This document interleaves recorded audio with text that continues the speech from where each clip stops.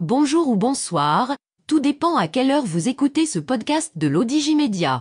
Notre chroniqueur de l'ODJ, Hafid Fassifiri, partage son avis et ses réflexions dans un article qu'il a intitulé « L'épouvantail Prigojine et la frayeur nucléaire ». Alors écoutons-le dans ce podcast. L'auteur commence son article ainsi. Une grosse frayeur a traversé les capitales occidentales alors que les milices de Wagner et leur chef Prigojine conduisaient leur rébellion vers Moscou. Grosse panique. Les Américains et leurs alliés souhaitaient un soulèvement à Moscou, espéraient un coup d'État voire même un assassinat du président russe. Comment expliquer cette grosse stupeur et cette sorte de peur panique qui s'est emparée des capitales occidentales samedi dernier, avant que Prigojine et ses sbires de milice ne décident de rebrousser chemin, se débarrasser de Vladimir Poutine et en finir avec l'oligarchie au pouvoir à Moscou? N'est-ce pas l'objectif affiché par les Occidentaux depuis le début de la guerre en Ukraine? L'auteur poursuit son article ainsi. Dans le catalogue de bonnes intentions qu'exhibent les Occidentaux pour faire la guerre au mal, comme ils le prétendent, il y a le scénario à la syrienne avec une guerre civile qui épuiserait la Russie, il y a le scénario à l'irakienne avec invasion, corruption de l'état-major et capture du dictateur, et le scénario à la libyenne avec assassinat du chef d'État et envoi de milices de mercenaires. À cet effet, ce qui s'était passé en Syrie est tout à fait symptomatique de ce qui se passe en Russie actuellement. On cherche à faire tomber Bachar el-Assad par tous les moyens, y compris les attentats et les tentatives d'assassinat. Et puis à un certain moment, la peur de l'inconnu cède la place à l'angoisse et la panique, car on réalise trop tard qu'on risque de se retrouver avec un État islamiste à l'extrême avec des guerriers fous furieux, qui voudront envahir Israël.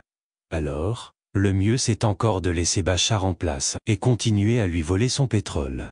À ce sujet, ce sont les Occidentaux qui ont commencé avec les milices de mercenaires, avant que Vladimir Poutine ne se serve de Wagner et de Prigojine pour régler un problème au Mali. Les Occidentaux ont oublié un détail très important, la Russie n'est pas un pays arabe et Prigojine n'a ni la stature ni le profil pour renverser Poutine. Et puis, ce serait mal connaître la férocité du KGB et celle des renseignements militaires russes.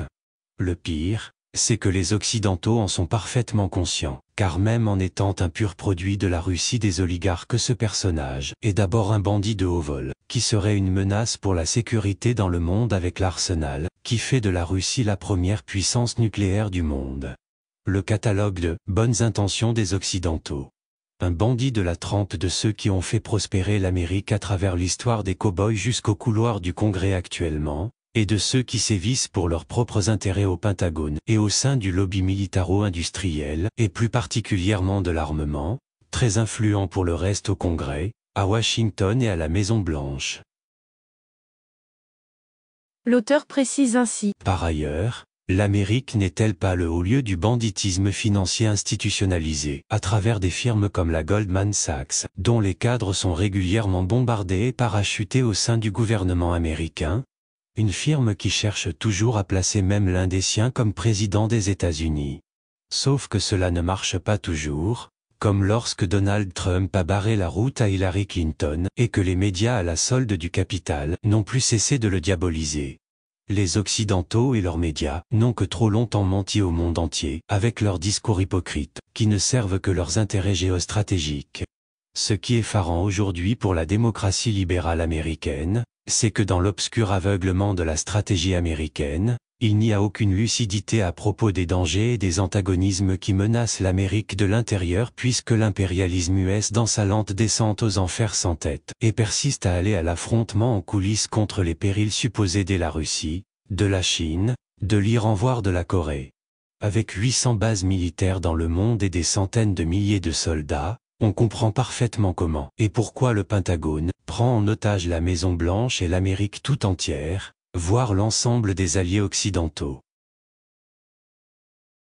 L'auteur mentionne ainsi. Pour la petite histoire, si vous avez raté l'épisode de samedi, on vous invite à lire la version de l'agence France Presse que voici. En acceptant le retrait de Prigojine et de ses 40 000 hommes sans poursuite ni sanction, Poutine peut paraître affaibli sur le plan politique, mais en vérité, il n'en demeure pas moins qu'il a eu la grandeur d'esprit d'éviter à son pays un bain de sang. Les troupes du groupe Wagner avaient commencé, samedi 24 juin au soir, à quitter leur position en Russie sur ordre de leur chef, Evgeny Prigojine, qui a fait volte-face après avoir frontalement défié l'autorité du président russe, Vladimir Poutine.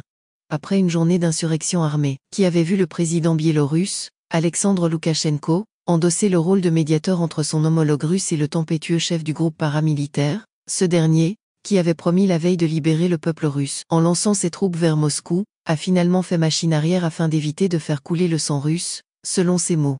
Monsieur Prigojine partira pour la Biélorussie et les poursuites le visant seront abandonnées, a annoncé le Kremlin. Les troupes de Wagner s'étaient approchées samedi à moins de 400 km de Moscou, après s'être notamment emparées dans la matinée du quartier général de l'armée russe à Rostov, sud-ouest, centre névralgique des opérations en Ukraine. Après avoir été acclamés par des dizaines d'habitants au cri de Wagner, Wagner. Les combattants, avec leur chef à la tête du convoi, ont finalement quitté les lieux, avait confirmé dans la nuit, sur Telegram, le gouverneur de la région, Vassili Golubev.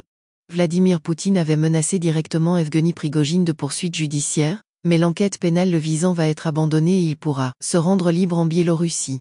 Aucun des combattants du groupe Wagner, qui joue un rôle clé aux côtés de l'armée russe en Ukraine, ne sera d'ailleurs poursuivi pour le coup de force, selon le Kremlin.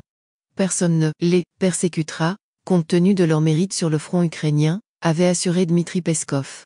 Vous pouvez partager un article en cliquant sur les icônes de partage en haut à droite de celui-ci. La crise en Russie a également été suivie de près par les chancelleries occidentales.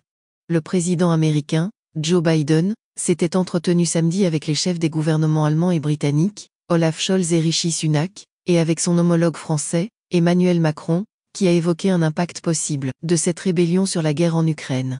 Selon le Washington Post et le New York Times, les services de renseignement américains avaient prévenu la Maison-Blanche de l'imminence d'une révolte de Wagner en Russie, un jour avant qu'elle n'éclate.